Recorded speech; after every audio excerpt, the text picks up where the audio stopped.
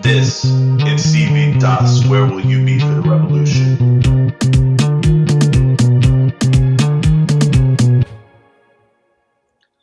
Ladies and gentlemen, welcome to episode 10. That's double digits, baby. Double digits. We've been out here. We've been grinding. Joel looking like a deer caught in the ring light with his little TikTok features. Look at this guy, man. Look how beautiful he is. He's glowing. Thank you. Glowing, we're going to start with him today. What you got on, Joel, bro? What you got on? All right. I saved this one for a special occasion, so I brought it out on number 10 because, the best players are always represented by the number 10. And that's why I got the best player to ever live on this jersey right now. Belgium's 2010 World Cup kit. Vincent Kompany on the back. That's right. I said it. No, but obviously my favorite player in the game that's ever played, just showing love. I remember I went to a couple Belgium games when I was in Brazil for 2014 World Cup, so I got to see them live. It was an experience of a lifetime for sure. But yeah, this one's really tight on me. I don't know. I haven't been working out, so but still a good fit, I would say. What are you guys rocking? What are you rating? I'm giving that an 8, especially since you were there for the story. I just don't like the Belgium jerseys in general, so an 8's very high. Like I'd usually give a Belgium jersey like a 5. I think they got to put more effort into it. That's kind of hater, but it's okay. Favorite player? I'll bump it up a little. 8.5. Wow, Ben being nice today to me. I don't know. I really like that particular kit for a couple of different reasons. Like the collar has like the flag colors on it. Yeah. And it just kind of is nostalgic to me. So I got to go with it like a 9. Woo! My love, dude. I will say I have a bunch of Belgium jerseys. This is by far the least comfortable one. I feel like. Oh yeah, when we were at the Euros, no, it's I wore that one. Actually, yeah, I remember I gave it to. It's What the hell's that brand, fam? Breda Sport. I don't know. It's some low key brand, so that bumps up the ratings. Anyway, let's move on. Speaking of tight collars, Fraz got something on. Yeah, if you want to show the people.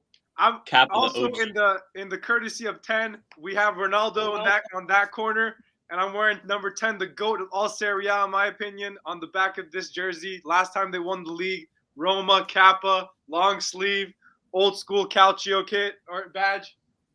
Francesco. Woo! The clean one. I'm not gonna lie. One of the most GOAT 10s of all time. Most of the iconic players, especially in Serie A history. I'm gonna give it a 9.5. I'm giving that 10 a 10, baby. That's football history. That's calcio history right there. Francesco Totti. This is football heritage. I give it like a 9.5. You definitely won it for the day so far, for sure. You snap. Kappa's the OG turtleneck tight boys too. They got that. Yeah. I actually wore Kappa last week too with the Aston Villa back to back. Hell yeah. Back to back on them. Listen, all right, boys. Now our flamingo in the top left. Spread your wings. Know, and some people might not. I was in Miami last week. I was enjoying. Shout out to Sosa. Oh, thank you. In the audience. It's getting my tan on and shit. But I couldn't leave Miami without copying the most beautiful jersey in MLS, the Miami home jersey. Little flamingo sauce, little pink. Oh, it's got a collar. It's got the collar too. My pop that like a Cardi old school type shit. You know what I'm saying? You know what I'm saying? But listen, boys, I didn't know we were doing the whole 10 theme today. I would have pulled up with a little 10 sauce. But in my head, I'm going to think, and I'm going to be like, I'm going to find a way to relate this jersey to number 10 later on the episode. I'm just going to keep thinking. Okay? All right, keep thinking. Stay tuned. For now, what you rating this? What are you rating this Miami drip? Because Miami are so bad, because we witnessed it firsthand, Fraz and I, when we saw Austin FC spank them, I'm going to have to drop it down a little bit. But because it's got the collar and you got the pink on and you got the tan on and everything, I'm gonna give you like an 8.2. Yeah, I'll give it like I'll also give it an 8.2, I think. You're just copying all I like the story. Okay. I like the pink. Fam, little Miami kid copped on vacation. It's nice. I was always shitting on this team for not committing to the actual pink color. They were always like an off-white pink, but this year they changed the color, so I got to give you an 8.5. I like how bright it is compared to the other. We'll run it, baby. Well, Faraz is the winner. But... Francesco Totti, number 10. Oh, I got an assist from the audience here. Listen to this. I'm racking up these W's. You are. You're racking. You got some jerseys. You got some low-key jerseys out there. Some real unique ones. Appreciate you. Listen, I got an assist from the audience. Our boy Sosa said the 10 is for all the 10s I saw in Miami. So boom, we related it. Damn, This is there it is so man. early in the episode. Already what's got going it back. on. That's Oh, an audience. man. Sosa put that I up. love I it. dunked it in. That's what's going on. That's what's going on. That was great. That was fantastic. But anyway, CIVITAS updates. Benny, what do you want to tell the people right now? What's going on? Yeah, I mean, from last week, not a whole lot, honestly. We're just kind of planning out the relaunch of how we want to kind of move forward with CIVITAS and how we want to make it just the most inclusive, cool organization out there. So stay tuned. We're really working hard in the background to really make things happen, and I'm excited. Just like I said last week, we got a lot in the works. And we're going to be releasing some really cool stuff and trying to build the biggest, coolest community out there. Yeah. And not just, we don't just want to talk about football in general. We want to bring the culture to the people. And that's the big thing that we're going to focus on too, is how to really integrate the culture, the community, and crypto, everything, and just make this, like Ben said, just the coolest organization you guys can be a part of. We want people to see us and just want to be like, hey, you know what? I want to be as cool as those guys. Because you can't. Just hit us up on Discord and on Twitter. Oh my god. I mean, we're really changing the game out here, right? So not only are we looking to, acquire a team, potentially even multiple teams, but we're just trying to build this community that, wants to revolutionize how we view the sport, how we interact with the sport, and do it in our own, style. So yeah. Something to note also is this has never really been done. It has never been done. There are other communities similar with similar goals and stuff, but we're kind of heading the way in how this is all going to develop. And so trying to take the time to figure out how the best way to do this is, because essentially we're going to be trendsetters in this whole space. And so as you're listening to this now, you're in on it early. So congratulations, good to you. And we'll see you at the finish line, but there's no finish line because we're shooting for the stars and on and on and on. Hey, so 100%. An ever-expanding universe. yeah, there you go. Put some Seriously. science in this bitch. Seriously. Oh, incredible. Incredible. Anyway. Feel like Marvel Universe out here, fam. All right. Faraz, bro, what you got for us? Give us a little crypto story. Make us feel something in this chatting crypto section, bro. Chatting crypto. Yeah, I mean, I'm really excited actually for today because last week we kind of talked about the legislation going on within the United States of how they're taking a deeper dive into crypto and its potential.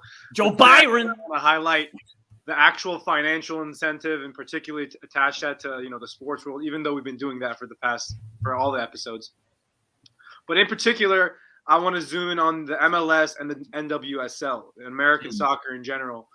I think these two companies and these two organizations have truly maximized their commercial output as far as the MLS, because the value of their clubs is just super high, exorbitantly high, just purely because of the commercial sponsorships they have and also their property valuation.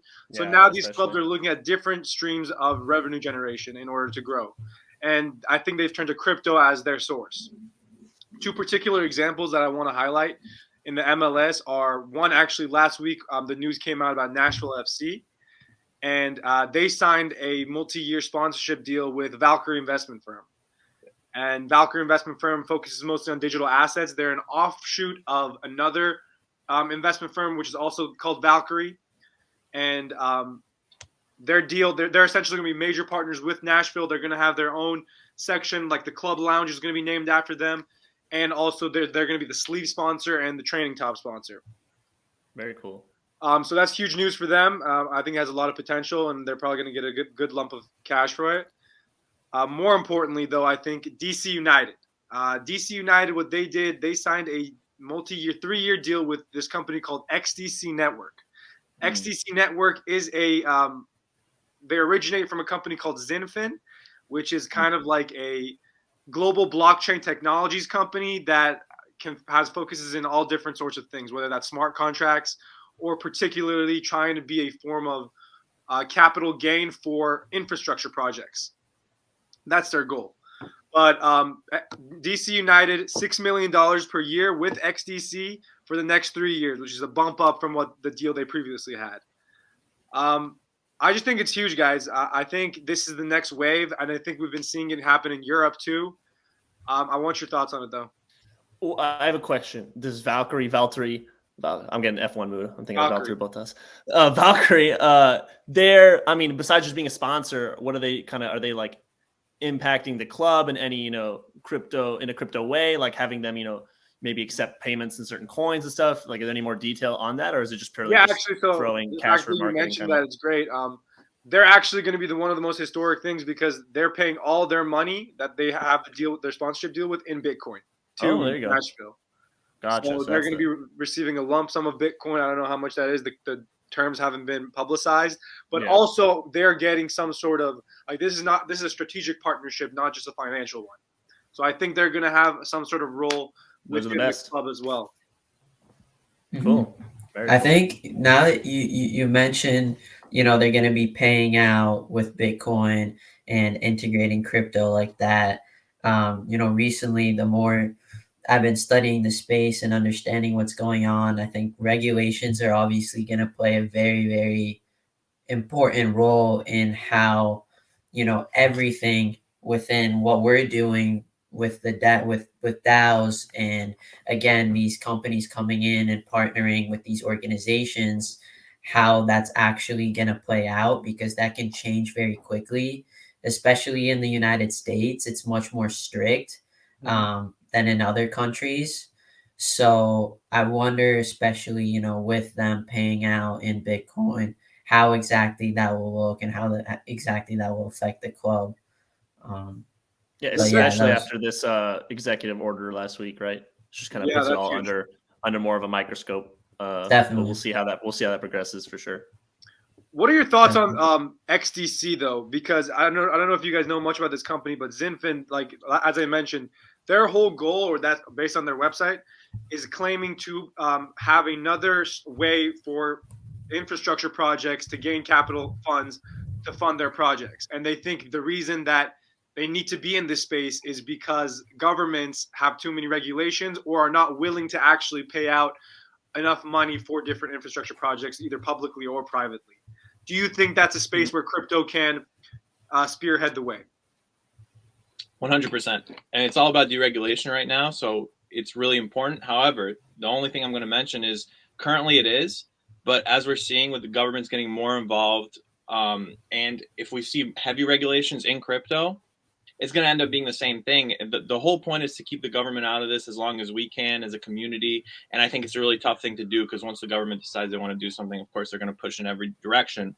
I mean, they're going as far as right now with the situation in Russia. They're even trying to stop the Russian people from using crypto now. They're trying to think of ways that they can slow that down too. So we're going to start seeing regulations grow as it becomes more and more prominent, like with anything. But for now, it's definitely the move. Yeah, I think we mentioned that on our last episode, and I think maybe having an independent regulator. People call for an independent regulator in football and soccer. Having one as far as in the crypto community or crypto world could be beneficial to just push out any sort of malfeasance and have that balance between regulation and decentralization.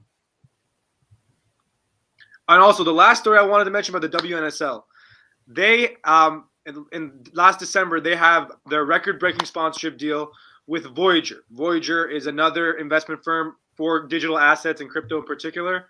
And what the cool thing they're doing is they're actually paying 50% of the money given to the league is going to go into individual accounts for the team, and then it'll be a direct deposit for all the players that have a Voyager account to get crypto of their liking, whichever form that is. So that's something I think really revolutionary, and it also highlights the growth of the WNSL. Yeah, wow, spreading fast. That's very cool. Yeah, no, it's cool to see just all these integrations. Like, we got a story for you guys every week about the sport being involved in this space one way or another. So it's like, we're not crazy. Like, this is the future, especially in the sporting world, especially for football, especially for soccer. And it's just exciting to see kind of this shift. We're living in a really, really unique time period, especially for the sport we all love. So it's cool to really see that progress. And education is key. I mean, that's why we're here. That's why we share these stories. If the more education we can provide regarding this space, the more people will understand its potential and get involved, and hopefully it'll grow. Exactly. So that NWSL that's for the whole league. Yeah, it's a league-wide sponsorship deal. Very cool. Very cool.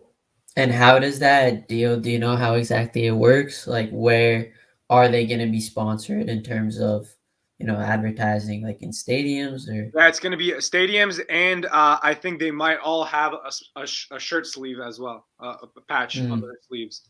Okay, yeah. But it's critical. Voyager's also a big company. It's not their first deal with rodeo. Sports. They have the Dallas Mavericks signed an international deal with them not long ago. With the same concept, though? Sorry?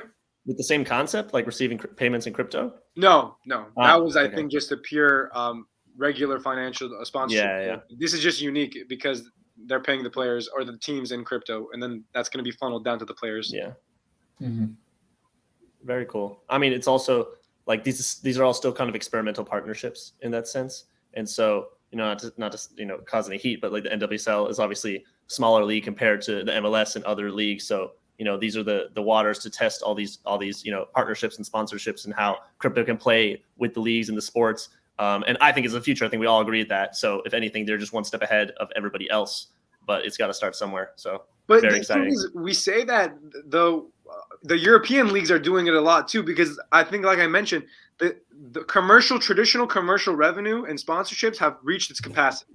Like they need new forms of revenue or just money allocation some sort of way. And I think crypto is the path they're looking at right now.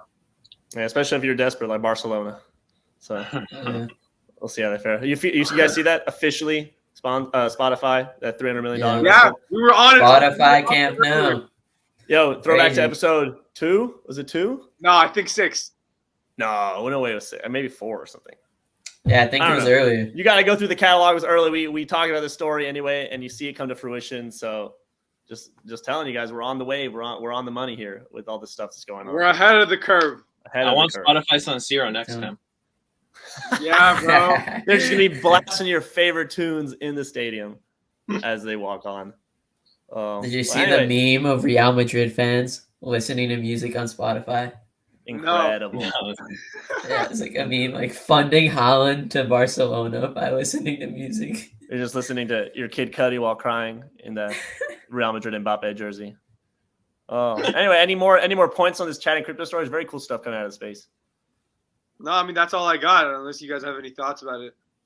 Yeah, I mean, just to wrap that up, like, again, it just goes to show that, crypto's moving in that direction. It's being more and more prevalent in the sport that we love all over the world. And, that's why we're sharing these stories, getting it early and understanding, how this all, plays, how it all connects. So. Yeah. I think one last thing I'll say is also there's a lot of competition in this space. And even though people might, when they first come into crypto, they might see Bitcoin and Ethereum as large monopolistic powers. That's not how it works. Like, because we're still in early development of crypto in general, there are going to be different projects and different companies like XDC that might have different changes to their blockchain technology, increase the speed, increase the efficiency. We mentioned Polkadot on the same Barcelona episode, what they're doing. With their chains. And because of that, I think there won't ever be one entity that will dominate the space. At least for forever. It's a very competitive space, like you said. I mean, I think how it's gonna play out is, look at even Man U on their kits, the Tezos. Like, it's another big protocol. Like the same way we saw with stocks kind of during that bubble. There are going to be leaders in the space eventually, but we're just at that early stage where you have all these different protocols that are popping up and, raising a lot of money, valued at insane amounts right now. And we'll see how long it takes before we get those kind of main ones that stick out from the rest and actually kind of stick to what people want. It's obviously been Bitcoin for a while. That's just kind of the foundation of all this. But I wouldn't be surprised if, in the coming years, it's like other stuff just starts to take fly in this sense. But yeah, very cool. Well, you guys want to chat some ball stuff? Is that where we're going next? Let's do it. I know Arvin didn't get to chat some ball stuff last week, so he's itching. He's itching with all his thoughts and after the Juventus result. Come on, I can't wait. We'll get to that. We'll get to that in a minute. And so we'll definitely touch on Champions League first, but let's do a little chronologically, I would say. Starting with in my opinion, the biggest Champions League matchup of this week, not taking into consideration the PSG Real Madrid game last week. It's got to be Atletico Madrid's 1-0 victory at Old Trafford against United. Classic Simeone shithousery. Some people call it haram ball. Incredible. Just want to pass a stat for the audience members and you guys. In the last 30 minutes of the game, the ball was in play for just over 11 minutes. Wow. Just over 11 minutes, the ball was actually in play. No stoppages, no outside the field. Man, this guy has proven time and time again that he is the master at grinding out results. Although Atletico maybe haven't been the most prominent team this season compared to other seasons. I mean, they won La Liga last year. You got to give them that credit. They dug it out. They dug it out against a struggling Man United team. But I think with Cristiano Ronaldo on that team, everyone still thought that the Devils were going to give it a chance, especially the fact that this Portuguese god knocked Simeone and Atletico Madrid out probably 8 of the last 10 times they had the Champions League run in. So it's kind of remarkable. Faraz, you were the one who pointed out that Diego Simeone is the most expensive manager in the world right now. Is he worth it? That's a really tough question, man. I want to say yes and no, because this past year I think they've been in a major identity crisis. They've made a decision a few years ago to change from the model of let's be ultra defensive, let's grind out results, let's be tough, let's be strong-minded, because they started buying players that went against that flow. And with these new players, you got to kind of change your identity. But they've been in kind of that limbo phase, deciding what they actually want to do. But I think the best way they can get results is still through the old school OG Simeone way. And I think he is worth it as far as tactically. He finds the solution to a lot of answers. I think, he couldn't in the Champions League finals of the past, he didn't have the squad to match up yet. He overperformed. Yeah. But I think he needs to do better with this squad. I think the way they've been playing, the amount of offensive talent they have more potential than what they've been doing. They can't just grind out results. But that was tough, man. That was tough. Like you said, 11 minutes of play in the last 30. I think that they averaged this Champions League 60 minutes, like 59 minutes in a 90-minute game. That's like 8 or 10 minutes below every other big team. This is also the first time that they kept a clean sheet in the Champions League this season since their first game. So showing some defensive solidity there as well. Arby, what are your takes on the game? First of all, how much is he making? Like 42 million, if I remember correctly, a year? He's making like 14, 15 million a year, actually. Yeah, 42. Calm down there. I thought it was something crazy. Maybe that was a whole, but he is the most expensive. And I think Conte was like up there too for a bit while he was at Inter. But to that point, though, I don't think that what Simeone provides tactically, I don't think that he's worth as much as he gets paid. And I think Atletico have been they've been like reluctant to move on and try something else. And at times we've seen that kind of come across as an issue. I think Simeone needs a new ambiance, a new atmosphere as well. But I will say that like out of all the Catenaccio managers, he is one of the only ones that's still getting results through Catenaccio and big results. And that's a huge thing. Personally, though, I don't rate him enough for where he's at. Like, I think that he'll grind a result here and there, but I think that's just the beauty of Catenaccio ball. And, like, a lot of people forget that, the pragmatic ball, the ball of the past. So a lot of people have forgotten what that's like. And, again, he does get results with it still. However, there's something about him that's just missing to me. And I think that in a lot of smaller games, especially in the league, he comes up shorthanded because he doesn't know when to push. And what I like about Conte, who was also kind of that Catenaccio manager back in the day, is he still holds those elements of like defensive solidity, but his ball play has become progressive. And a lot of different managers, you're seeing that too. Inzaghi, like progressive ball, but you can still hold that defensive solidity. So I think he just needs to add a little bit of progression to his football. You're signing players like João Felix, like Faraz mentioned, like all these ballers, and you're not really utilizing them to their potential. So something has to change at the level, I think. I think. Speaking of progression, they did progress onto the quarterfinals now against Manchester United. Let's get to United's side now.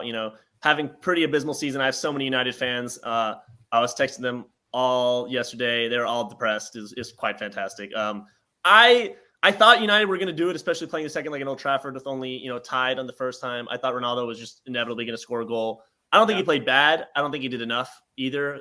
There's arguments, to see that he didn't get enough service and all that jazz. But I don't know. United just aren't kicking at the moment, guys. Simeone said it. He said Ronaldo is nothing without service after.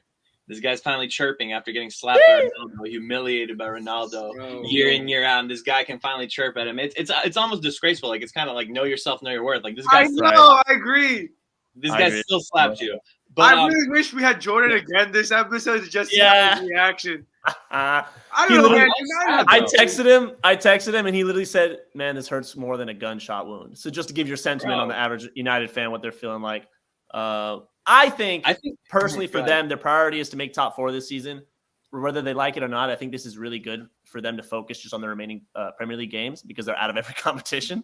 So now they just have those to focus on. I don't think they're going to do it. I don't think they're favored to finish top 4. We'll talk about that more when we get to the Premier League. But yeah, they're out of the Champions League. First year in 12 years, Ronaldo's not going to win a club trophy.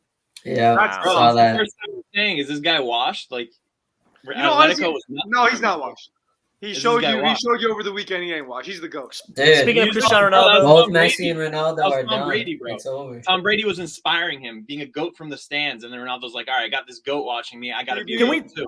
Can we talk about that, though, for real? We just switch it over to American football right now. This guy, Tom Brady, 46 years old, at Old Trafford, even though he's best friends with Harry Kane for some fucking reason, watching Cristiano Ronaldo bag a hattie against Spurs, goes on the field to talk to this guy after. Cristiano Ronaldo asks him, yo, are you done? And he goes, man, after watching you, I really don't know. Next day, renews his contract with the Buccaneers. I love to see it. Like, that's awesome. For our listeners that don't know, the Glazers own United and the Buccaneers. So I personally think he was having a deeper conversation with the hierarchy, and they just took him to Old Trafford to have that conversation. I don't know. Fair enough. That's debatable. But United, back to the Glazers, they need to stop focusing on commercial output. They've fully become just a money-making machine and a dividend machine for the owners. Like, I want to call these guys out, and that's my fear with Chelsea. If Chelsea sell to some Americans that just purely want to make money and not actually win, like, that's what's going to happen. The squad needs a complete overhaul. Get out Harry Maguire. Get out Fred. Get him out, bro. Get him out. Like, what are these clowns doing? Oh, man, I feel for him because Phil Jones on there, don't they? Like, where the hell is Phil Jones? He's under so much pressure, Harry Maguire. I don't think being the captain helps him at all, and I don't think his general style of play, like, when you watch him play, like, as a center back, it's easy to kind of hide. Like, it's easy to justify your play by just being a solid defender, make the simple decisions, get the ball out, you can defend, right? You know what I mean? But he's just trying to play with the ball all the time, like literally playing in his box, passing to hell, like really awkward back passes because he thinks that's how he is. He's not that guy. That's his defense mechanism. That's his and it's all wrong at the moment. Arby was right too. Slabhead is not doing it. Arby was right. This Ragnick guy, he ain't cut out for this. He ain't cut out for it. I agree. I don't even think he should stay on as a consultant role after, but that's for them to decide. Touching back on Cristiano Ronaldo, this is the 4th season in a row now he has failed to progress from the round of 16 Champions League stage. Some embarrassing losses on the way in the past for him.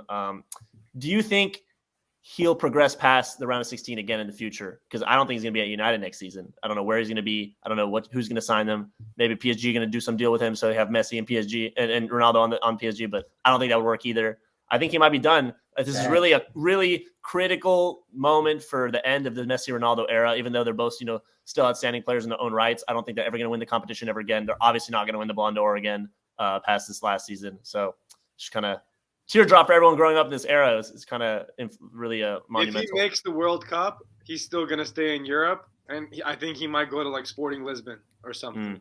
Might even say United.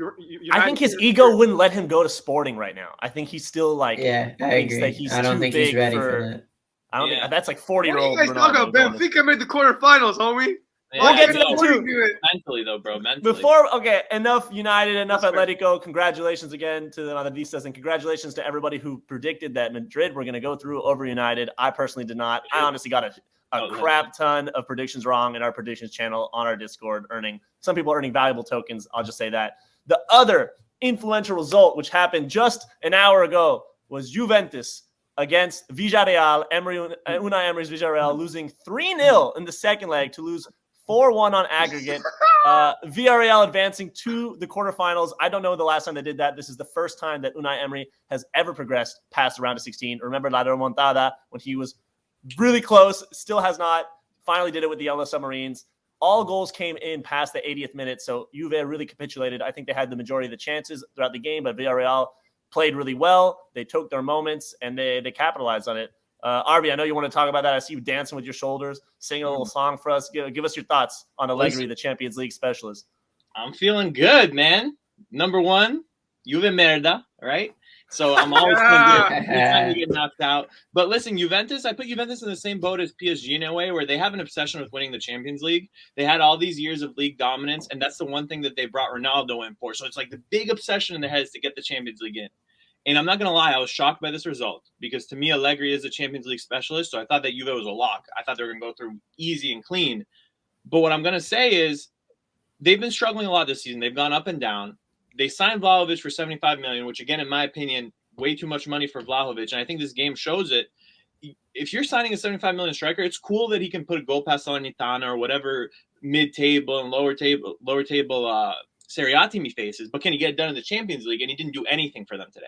Absolutely nothing. This kid is overrated. Juventus might end up being in shambles again, but they will be able to focus on the league and the Serie A races. They're climbing up. They're climbing up the Serie A table back and forth. You know, at a certain point in the season, I figured that they were not even going to make Champions League. So it seems like they've switched their focuses. They're actually on a really good run. They're unbeaten for a long time. Games. And then 17 games unbeaten. That's you can't put that past. Allegri's obviously doing something right. Yeah. But Unai Emery bested him on the day. You got to give credit to 100%. Those Spaniards. But I can't say that they switched their Yellow submarines. Because I don't think that they thought that they'd lose this game. Like I think that they definitely no way. Now it's been easy for them to focus on. They honestly switched off for they really did. For like 10, 15 minutes, and they conceded 3 goals. That's insane. That's football, though. That's football. I want to give credit to Unai Emery and Villarreal, but like he's a really specialist in knockout competitions, and I got to give him that credit. Shout out to the Europa League.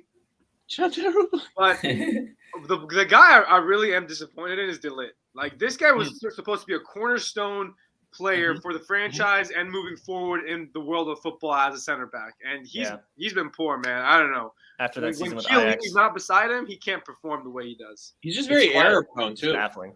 He gives away. He's a very clunky dude. Like he gives away stupid fouls. That's another $80 million player. You talk about Vlahovic, they paid $80 million for him. Yeah, De Ligt gave away that third goal in that game with a handball. I mean, the tie was done and dusted at that point. It was just merely like a consolation third goal, but. You know, everyone left that Juve Stadium, the Allianz Arena, and except for that one sliver of yellow in the stadium, lighting it up. I'm happy for them. We'll see if they play who they play in the next round. I swear we're going to see like a Villarreal Benfica matchup in the quarterfinal. One's going to make a semifinal. We'll see. That would be nonsense. Moving on. Speaking of that, though, we got Benfica advancing against Ajax. Also, I think the upset on that tie, Benfica going through for sure them in Amsterdam. Ajax under Ten Hag this season. They've shown it even in the Champions League in the group stage. They were balling. In the Eredivisie, I think they're doing pretty well. But especially in the Champions League, I thought that maybe we're going to see a resurgence of that Ajax run with De Ligt, with De Jong. I think that team was much better than their team right now. But I still think they had that same kind of era, like a Roma around them. And then they fell short. They followed short. Aura. Thank you. My vocab helper right there. But they fell short. By the way. Ten Hag is on a United shortlist. And if I'm United – I remove him from that short list because they needed to sign just a top class manager and stop playing games with guys that aren't fully proven. They're at that point now. It's like enough experiments, you know. So who would that be? Who would be a top class manager? Top 3 United managers. Antonio Conte. They should have signed him when they had the chance. They really should have. I think I mentioned this in the pod already, but back when United lost to Spurs 3-0 under Nuno Espirito Santos, and they sacked Solskjaer the next day, it was like, how do I explain to someone that United lost and won this game, or Tottenham lost and won this game because they lost the game, but then they go on the managerial battle by signing Conte, and they're in a much better position now. They tried everything though. Like Mourinho, the top class manager. Like I don't know what you guys believe. I believe he is. They signed him. They have had all different types of managers. They have the David Moyes, the Van Gaal, the Mourinho, the Solskjaer, the Ragnick. Like the manager's not the problem. I think it's the players and the culture around the club. Okay, I agree. As far as Ten Hag, like Ben's talking about memes. There was a meme that United want to sign Ten Hag and Pochettino, and then the meme is like, oh yeah, they want to sign these two guys. Both of them are chokers, and the one of them choked against Pochettino 3 years ago, when he was up 3-0. That was crazy. Yeah. That was one of the craziest Champions League ties. I really didn't expect it. It almost shocked me more than the Barcelona. The second leg, they were ultra solid defensively, and Darwin Núñez, I think he's the next generation of great. That kid's a baller. That kid's incredible. He's a baller. I want to give a shout out to 2 old heads on that Benfica defensive line. First of all, my man, Nicolas Otamendi. He caused me a lot of pain in his Man City days because he's honestly so stupid sometimes, but good for him captaining that Benfica side. And then my other Belgian lad, Jan Vertonghen, playing there in his peak of his life and his form, advancing to the quarterfinals of the Champions League. Hasn't done that since he went to the final with Spurs. Amazing. I love to see stuff like that. And then the last result now, solidifying the quarterfinal matchups, was Chelsea. I don't know how they got to the north of France, but they did it, whether they hired a bus or they walked or whatever they did. They got there. They put in a result. They win 3-1. I didn't even look at that game, to be honest. Franz, what was the score? Chelsea were kind of just lackadaisical. They conceded a stupid penalty, but then they bounced back. It was a nice goal by Pulisic. Jorginho actually played really well that game, even though he kind of gave away the penalty with the handball. But Azpilicueta also, my captain, even though his contract's expiring, nice goal. We're on, baby. We're on to the next round. We'll see what happens. On to the next round. Quarterfinal draw. I don't know who watches the draws. I love watching the draws personally. I know Franz is up every time at 4 a.m, whatever time it is at. Yeah, I wake up. This Friday, we're going to see there's no country restrictions this time. Anybody can play anybody. So we'll see the matchups. It'd be really exciting to see who plays next.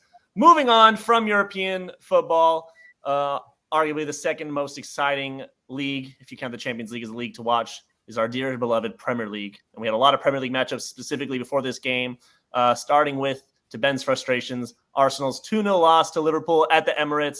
Ben, the Emirates was bouncing today that first half, man. I was really pumped. I really thought Arsenal were going to do it. They were playing way better than Liverpool was. I'd never seen Jurgen Klopp that angry at his own players ever, flailing his arms like the little baby boy he is. But Ben, talk about the game. Talk us through how you're feeling and whether you think Arsenal is still gunning for it, that top 4 spot.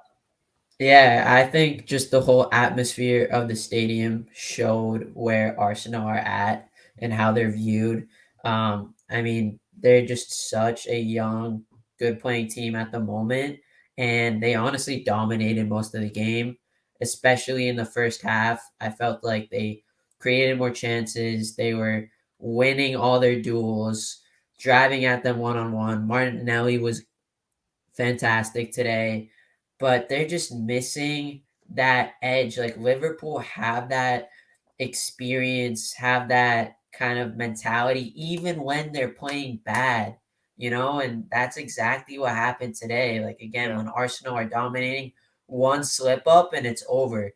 And I feel like Arsenal just aren't at that maturity level to really grind out games.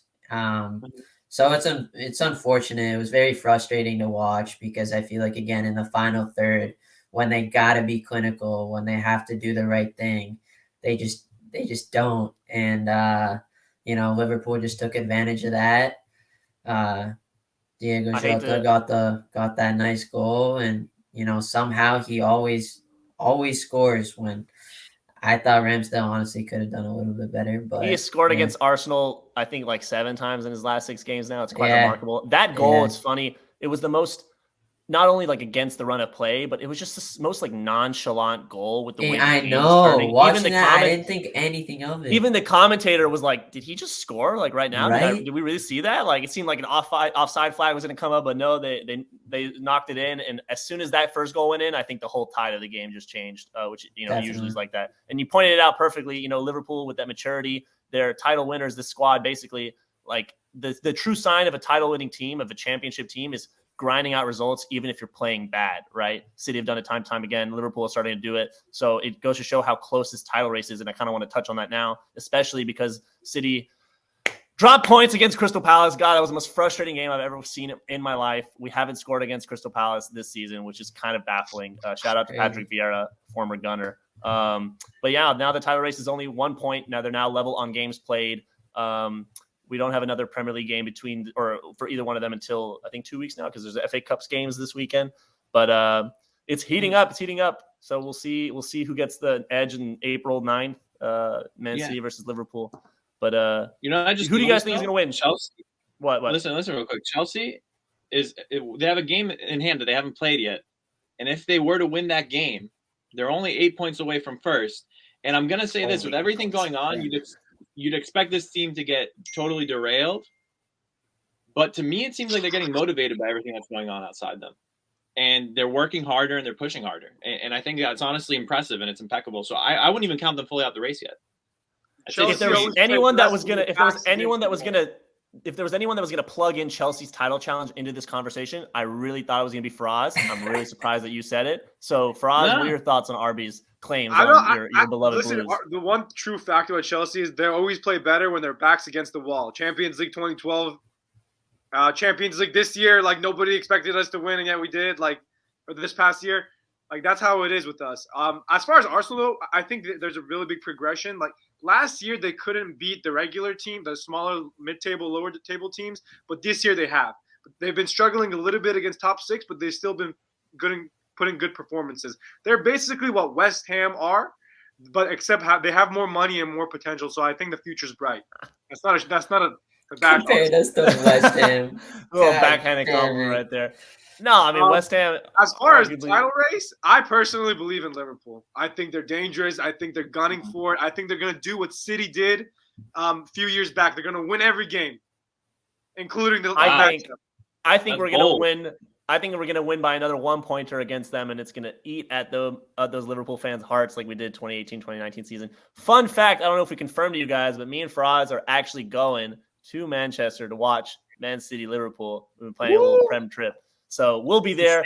Faraz better go for City, otherwise he's going to get stabbed in the middle of the stands. I don't know. You guys going to put some TikToks up.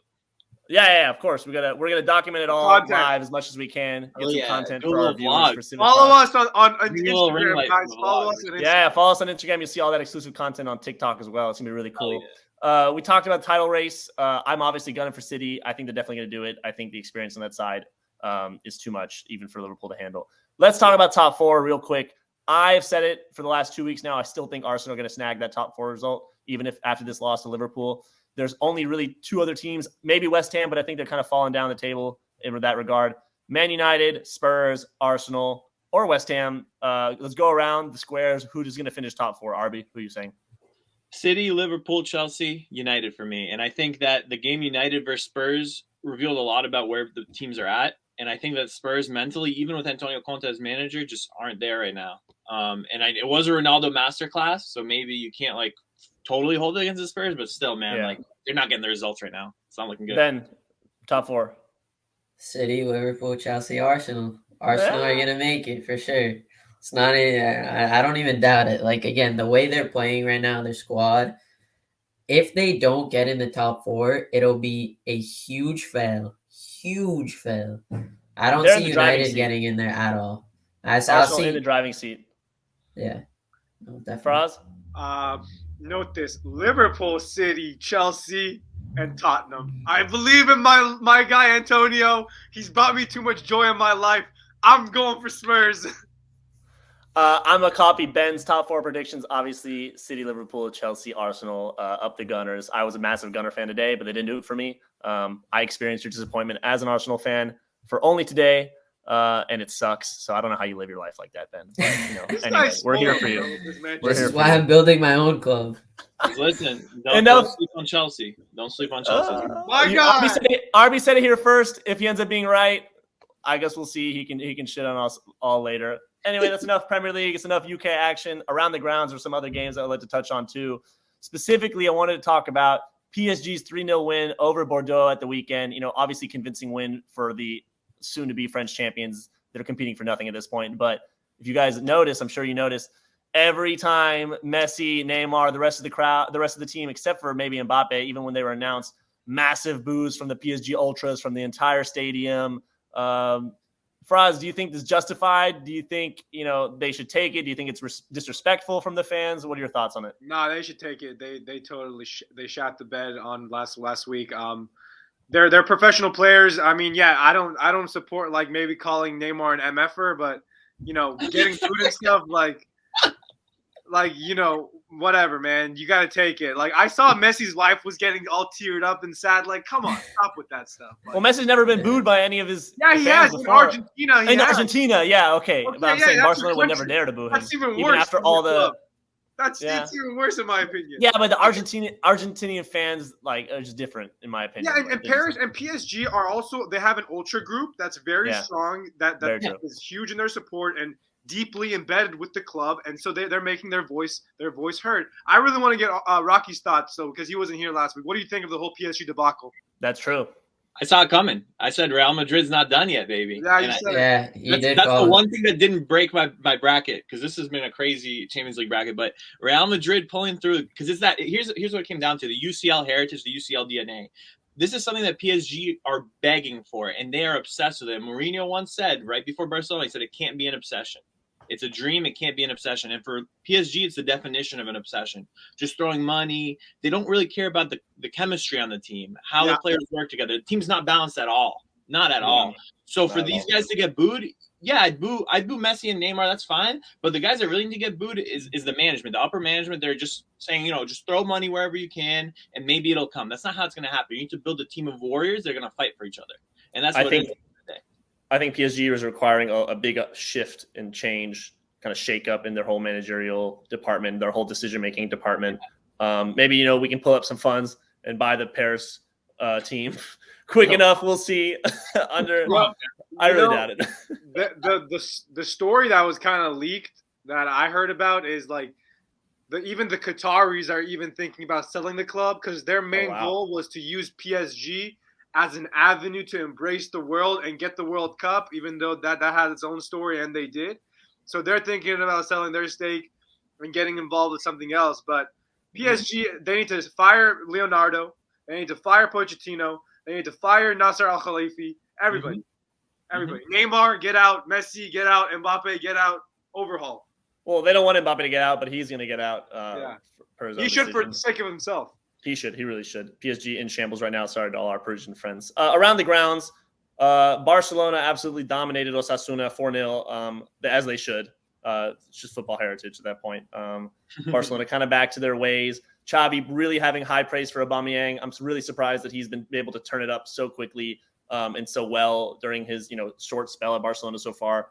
They're doing really well with the Clásico approaching this Sunday. I think it's going to be really exciting to see. I think Barcelona can definitely nick a result. I don't think that's going to do anything for the title. I think Real Madrid wrap that up unless they just really, really shit the bed, which I don't see them doing. But more, positives to look at for this Xavi side. It's really exciting, as just kind of like a childhood Barcelona supporter, kind of. Barca's back. Army said a while ago, Barca's got to do X, Y, and Z to prove to me they're back. They did X, Y, Z, and they done A, B, C as well, and now he's quiet. So I'm just in the shadows waiting for my next. I just want to see a trophy, at least one trophy. Europa League would be nice. Should Messi go back? If he could go back, should he go back? What do you got? What do we think? He should go back and play for free. He should play for free. What Barcelona has done for this guy's career, he wouldn't be called the GOAT if he wasn't on that Barcelona team. If he was on any you don't other think team, it'll mess up? You don't think it'll mess up the team if he goes back? Like what they have going on? I don't think. Where would he play? Where would he play directly? Like what would he be more influential in? Center forward, false nine. Yeah, but they have so many people in those positions unless they're trying to, get rid of Aubameyang at the end of the season and stuff. I think he'd still play on the wing if he went back. I think. Sorry, I didn't mean to cut you off. Go. I was gonna say his relationship with Xavi and just overall, like his relationship at Barcelona in general, and just being back there after this disappointing PSG stint, I think would be huge. And like I said, if I'm him, I'd even go back and play for free or for a very low price. Like that would cement your legacy as just somebody that's so tied with the club forever because he's got more than enough money now. Right. I don't think he cares about that. So I think that'd just be cool. That would be a legendary story that's told forever if he did something. People were saying that he should have just stayed for free and never even left, right? But it's hard.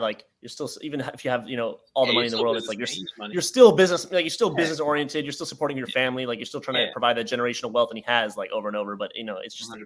It's kind of a lot to ask for. But it would be really cool, I think, from the eyes of any football fan. It would just be kind of storybook from Barcelona. From tactically Barcelona, I don't know if it would be really great. I think it might mess up kind of what they got going here. They finally beautifully moved on from his transition.